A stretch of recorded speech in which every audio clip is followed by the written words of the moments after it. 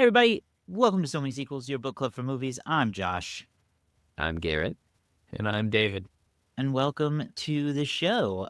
A lot of fun stuff going on this week. This is usually like a kind of slower period for movies, but it's kind of been exciting this past week or so. I think we're going to talk about some of that today.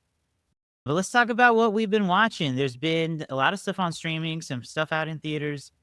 Like I said, a pretty good time. There's one documentary that I want to just kick us off with because we all three watched it, and I've seen a lot of buzz about it on the web, the World Wide Web. Yes, The Lot of- www. lot of talks on the AOL message boards about unknown Oh my caller. You see it on the Zangas? I saw some Zanga blogs or some shit. I Tumblrs. miss Sanga now.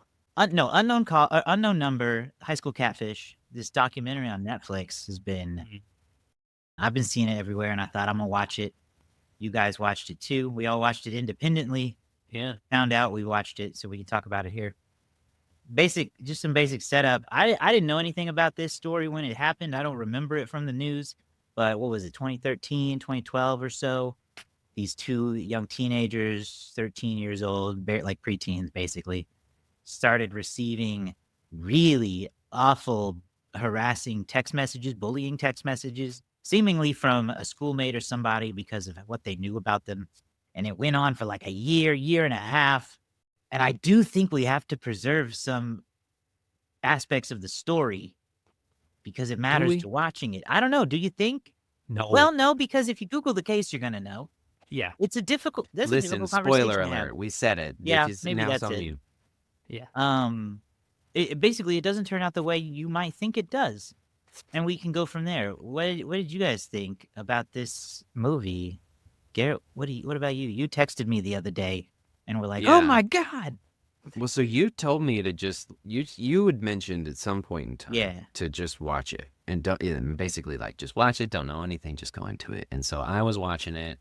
It was interesting as we went along. I was like, okay, one of these regular true crime things, like who could it be? There's a lot of weird, like there's not really any clear person that I feel like it is at this point in time. So like, and then it took that hard turn. I'm gonna let somebody else spoil it, whoever wants to, but it took that hard turn. I'll let David do it because he doesn't care. It took that hard turn, and that's whenever my jaw was on the floor. I couldn't believe it. And we're not medical professionals or anything, despite Not yet. the way we may look. Yeah. But the thought and the process and the reasoning behind it was so fascinating.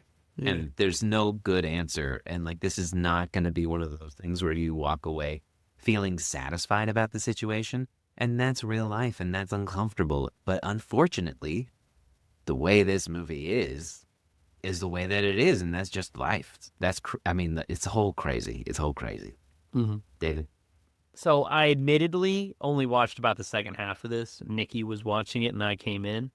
But I came in at the point of Bombshell, which is we find out, spoiler alert, it's already been given, we find out that this girl's own mother has been sending these harassing, bullying text messages, encouraging her daughter to end her own life and talking about how she's not good enough for her 13, 14-year-old boyfriend, whatever he is. Calling her ugly, anorexic. Calling her ugly. Some of the things. Awful. Some of the stuff. Saying some very highly X-rated. inappropriate, explicit things to a 13-year-old boy. And look, I'm just gonna say this. I know there's also a really well written article about this same topic that it contains a lot of stuff that they did not include in the documentary. My wife and I looked into that, and I'll just say this lady bonkers. Like, she is like, there's a point in the movie she goes, I know it makes me, she's like, you're gonna think I'm crazy, and we were both, me and my wife were like, sure do. I know. Yeah, she's like, you think I'm the crazy lady. Sure do, lady. And it is What wasn't in the documentary though? I'm curious. okay. So one of the big specific things is because in the documentary they really kind of focus the aspect of like it being the mother-daughter relationship and like how she was targeting her daughter, and they kind of don't go too heavy on how creepy it was for the boyfriend. But like apparently prior to any of this stuff happening, the mom used to deliberately make efforts to go and like for her daughter to see Owen, the son, right? Like they traveled across state lines to go watch him in a baseball game one time. They like she would always be like texting him privately to ask like if he was going to come over and see her daughter that night and things like that. Like there were just other things that they kind of didn't really talk about. Like, and he says that he felt like she was a little bit creepy on her. The mom kind of said that she felt that way a little bit, but like I don't feel like the documentary goes in deep as like the article kind of reveals. Like, but even before these texts started, there was some weird creeping going on.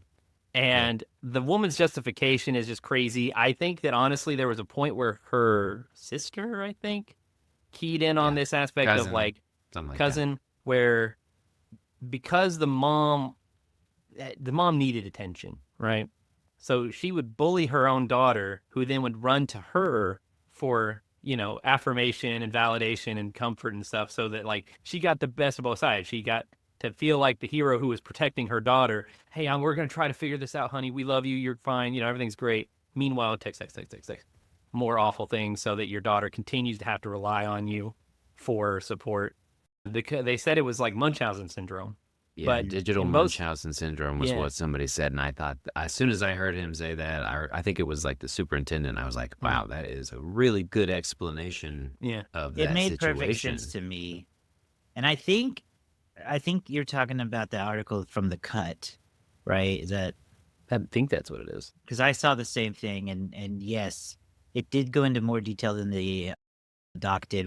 Another note that I had was that she was like, the mom was maybe weirdly involved in the high school experience, gossiping with the girls at football games and things like that. Like, just not that there was some kind of perhaps jealousy there of her daughter, in addition to some clearly other bizarre things that I don't want to name out loud. Well, yeah, for fear of libel or whatever. One of the things that stood out to me was when the boyfriend had come back on and said something like they had broken up with him and the daughter, and then he started dating somebody else, and the mom of somebody else got the text messages, and this girl lived in a different state, had no attachment to the other mother. And so that for me was the one where I was like, no, there is a level of something. I ain't here to judge, I ain't here to diagnose. I'm just saying it was weird. It's weird. The mom tries to maintain this idea that the text started like earnestly from someone else and that she picked it up somewhere along the way, because she thought if she kept texting it that the kids would keep talking about it and they might point fingers at somebody that they thought was made no sense. That they thought might be doing it, and that might give them a clue. And then she also comes up with this, and look, okay, if you've been, the victim of sexual assault, that's a very serious thing. But the mom tries to use her past claim of being sexually assaulted as justification for doing this to her daughter, and that's just kind of effed up to me. No, I agree. I think that's totally fair to say. Using your past traumas as an excuse or validation or justification to harm someone else later down the line is not cool. That's not typical. Your traumas do impact who you are and things like that, but no, you can't hurt more people because of it. Yeah, she even says the phrase like, I didn't want her to go through the same trauma I did. I said, and I was like, so you put her through different trauma? So you put her through a new trauma, which doesn't actually protect her from that trauma either. But it's trauma that she can control, which was why the digital Munchausen syndrome made so much sense. Exactly. I think it does make sense for that exact reason. It made me think of the Gypsy Rose situation. You remember her? She was a Munchausen by proxy victim of her mother, and she killed her mother. And there was several shows about that.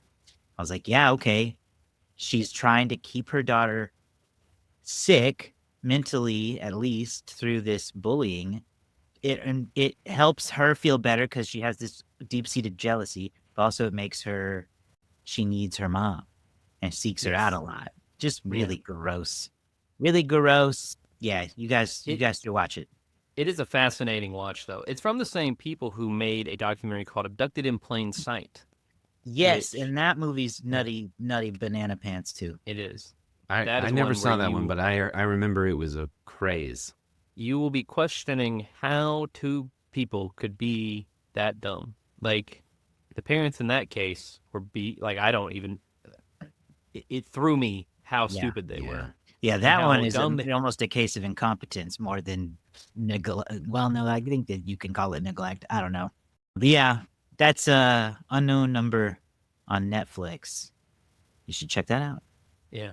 While we're on Netflix, David, you watched a brand new Netflix movie that I've been intrigued by, The Thursday Murder Club, because I read that book. Oh, did you? I did. When it came out, it was a book that I saw at Barnes & Noble, and the cover intrigued me, and I bought it based on that. So nice. I'm curious to know how the movie was. Basically, it's about a group of friends at a retirement home who on Thursdays they meet to solve murders. That's true. And that's pretty much it. You have this kind of like large retirement estate in England. Well, there's a new woman who's just started, and there's a particular group featuring Ben Kingsley, Pierce Brosnan, and Helen Mirren. They are the Thursday Murder Club, which is they just get together and kind of, minus a podcast, do an Only Murders in the Building style attempt to solve cold cases based on the information they were to gather. One member of the group who is unable to attend anymore because she's become so ill was the one who would supply them with most of that information because she was a former police officer. And yeah, it's a really low stimulation murder mystery. Like, it's not like, I don't know, it's not like breakneck tense or anything like that. But it is. So. But the characters Nor should it be. If they go too fast, they might break their hip. It's true. The characters though are very nice, and they're the great thing is every now and then you have movies where there's a lot of tension because there's just clashing of personalities. Here, everybody feels like friends. Everybody's friends and they're all working together. And so that's nice every now and again. There's a lot of great act. Jonathan Pryce is also in it. I always love Jonathan Pryce in anything. And yeah, so they saw, and then David Tennant plays a really bad guy in it. There's love a lot David of Tennant. It gets a little good convoluted. Guy, bad guy, whatever. Yeah, he's great in any. The story gets to for me. The story got a little convoluted at times because there's like a murder they're trying to solve in the past. There's a current murder going on here, and then there's then something else comes out of the woodwork. There's there's all these different weaving threads, and so it get at times it got a little bit hard to follow, but for the most part, I enjoyed myself, so I would recommend it. I'm definitely gonna watch it because, like I said, I read the book. I enjoyed it when I read it. It was a fun, light read, so I was hoping it'd be a fun, light movie. Yeah, that's exactly what it seems like. Yeah.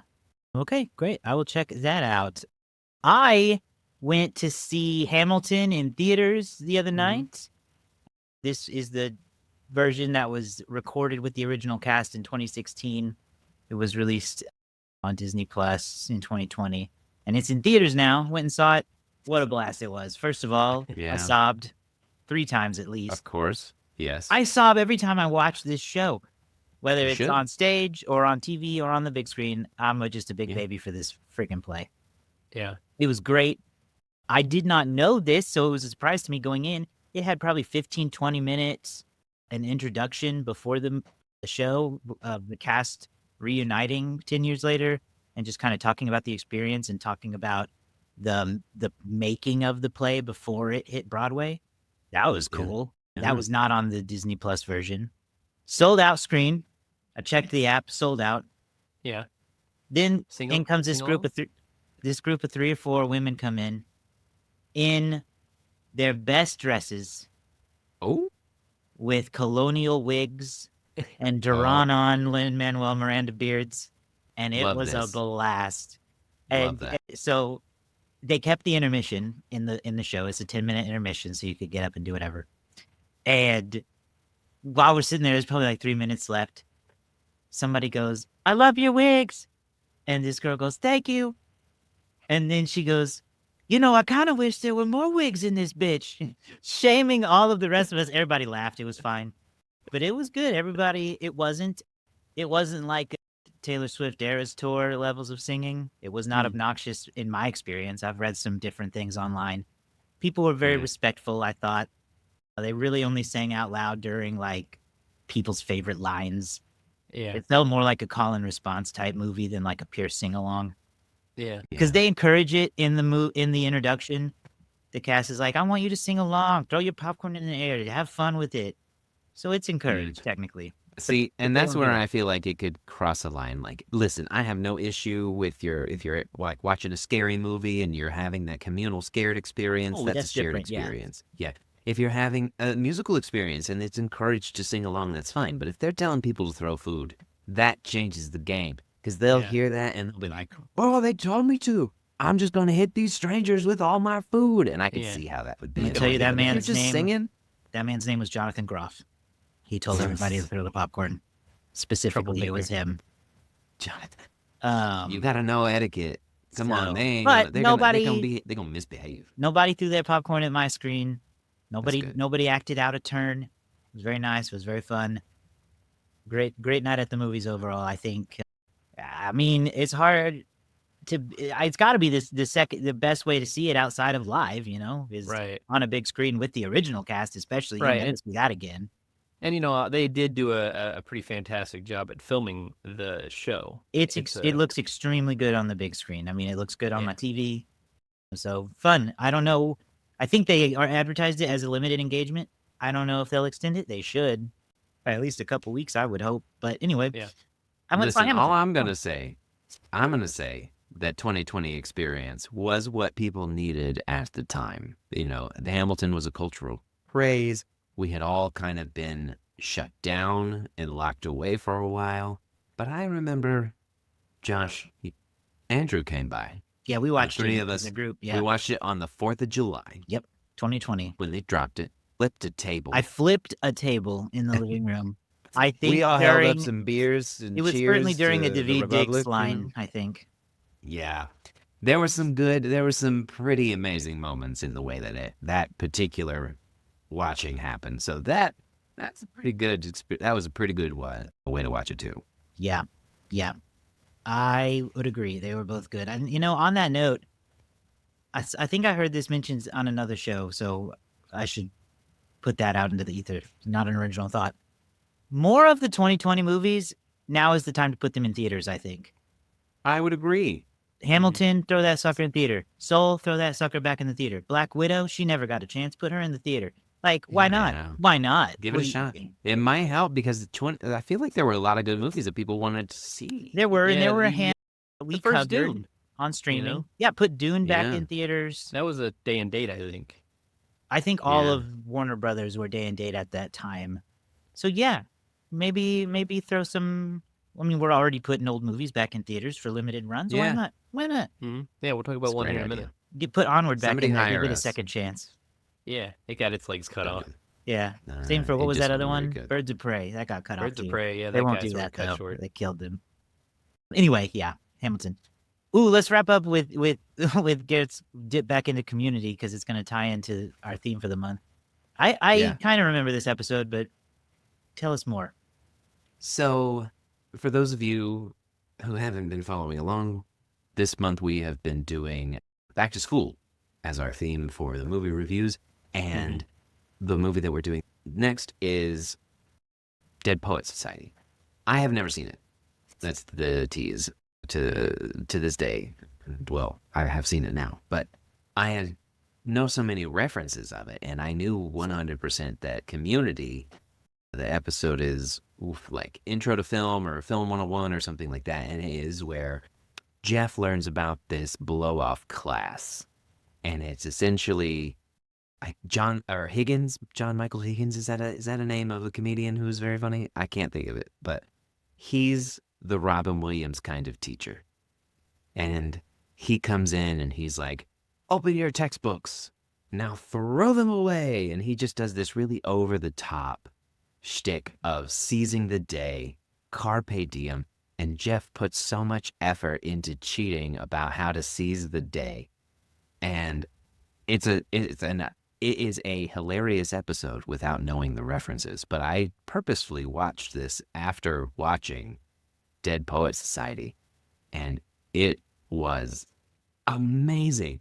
I had no, Josh, do you remember the B plot line where Abed is making a movie where Jeff and Britta become his parents? Oh, kind of. Yeah, kind of. I need to go back and watch this episode I tonight. had no idea that was an entire B plot connected to the movie itself. Yeah. So that whole part, just like, I was howling at the TV. Go watch Community and just pick an episode. It's the gift You that don't keeps have giving. to watch it in order. It is consistently funny. I ended up just bouncing around. I watched the paintball episode. I watched the first Halloween episode. Like, you can just dip in at any point in time and laugh your head off because it's still really funny. So that was a great time for me. I love it. Yeah. I'm going to watch that one tonight. It's been a while since I've seen that one. Okay. David, do you watch Community? I have watched some Community, but I have never completed the show. Have you seen this episode? Do you know? I don't know. I don't think I have. Oh, God. I think you got to do it tonight too then. You both go watch it. Like, truly, it is so incredibly funny. We'll report back. They just nail it. We'll report back on our Discord, which you can join. It's on Hulu. So or Disney Plus or all of where they all cross over. That. I also thought about that recent SNL sketch where they did it with Pete Davidson, and I can't remember who the teacher was, but they all stood up on the desk. I remember that. Yeah. Cool. Community. Yeah. Stay tuned for Dead Poets Society coming up soon. All right, let's talk about let's get our box office recap for the week from David, and we will head out of here. Yeah, surprisingly explosive box office rundown this week. The Conjuring, Last Rites, exceeds expectations tremendously. Early expectations were in the 35 to 40 million range. It made $83 million this weekend, which is huge. The biggest opening for any Conjuring movie, and not even like, it just barely beat the last one. No, the highest before this was The Nun in 2018 with 53 million. So just stealing that number one spot in terms of this particular franchise. The Conjuring the Conjuring franchise, which includes the Conjuring movies, obviously, Annabelle, the Nun movies, and The Curse of La Llorona. I can't say that. That one sucked. I think Garrett and I went and saw that one. Do you remember that? Yeah, that was back in 2019. Well, these movies, I mean, they've been generally successful, though, intermittent in their critical reviews. This is huge. And it's also another big win for Warner Brothers this year, who we talked a little bit about this before the show, but they have had kind of a really great year at the box office, despite having some struggles as an actual company, in the real world. But this is their 7th film in a row to open to $40 million or more this year. And, if it hadn't been for a few movies that just didn't quite hit that mark, you had Mickey 17, the Alto Knights, I think, also sort of struggled earlier this year. But movies like the Minecraft movie, Superman, Sinners, F1, Weapons, Final Destination, Bloodlines. Like, this has been a big year for Warner Brothers at the box office. So good for them. They're actually just ahead of Disney for the best 2024 in terms of that particular thing, with only 2 more movies. Hamilton, we talked about that, came in at number 2 with $10 million, a pretty good run for the re-release of this particular movie, or at least the first-time release of this movie in theaters. Weapons, still in the top 5 with $5.3 million. Freakier Friday is at number 4 with $3.8, and then Caught Stealing rounds out the top 5 with $3.2 million. Some movies opening wide next weekend include Downton Abbey, the grand finale, The Long Walk, which is a Stephen King adaptation, Spinal Tap 2, The End Continues. I only mentioned this one because I remember in 2021, like, the previous movie in this franchise was like the biggest anime release of all time, Demon Slayer, the movie Infinity Castle. I did not, again, try the Japanese name there. And then Toy Story re-releases for its 30th anniversary. Yes, 30th anniversary on next weekend as well. So we'll have Toy Story back in theaters, which could be fun for a lot of people. Yeah, I might try to fit that one in. That would be fun. I think it's definitely some of my earliest memories of going to a movie is Toy Story. Maybe the first movie I saw in theaters. I was 5 at the time. I have a memory, though. It's the first one I actively remember going to the theater. My grandmother says that she took me to see The Lion King when it was in theaters. I don't remember that very well, but yeah, The Lion King runs together so much in my head. But I remember physically being in the theater for Toy Story. You guys know what I love about the Downton Abbey, the grand finale teaser trailer? What's or that? Whatever. it's that this is the closest that I feel like people would get to seeing any phase 3 or 4 Marvel trailer at having absolutely no idea what the hell's going on. Because they make zero attempt to hook new fans, and they only assume that you absolutely know what's going on. And so every time I see that movie trailer, I go, I have no idea. I have no desire, and I have way too many questions to not, and I'm not like, there's no attempt, and that's fine. They have a mega fan base. They don't need me walking in there. But that's the closest experience that I can get to somebody who's never seen any of the Marvel movies and is like, what is going on? Yeah. Or like any of the Star Wars or any of that stuff. You're just like, you're walking in blind. You're going, who are these people? Is this important? What are they talking about? Where's Maggie Smith? That was my question. Is it really the 1800s? Oh, poor Maggie. Where's Hogwarts? Sometimes I see the Downton Abbey trailer and mistake it for another Kingsman movie. Yeah. And because those always are also just always coming out, and I don't really know the story. Yeah. All right. Well, that's going to do it for us today. Thanks for listening or watching. If you enjoyed it, please subscribe on YouTube, Spotify, or wherever you get podcasts from. You can go to somanysequels.com and find links to all that stuff, including our social media channels and our past episodes. Yeah, go do that. somanysequels.com. We'll see you next time. Bye.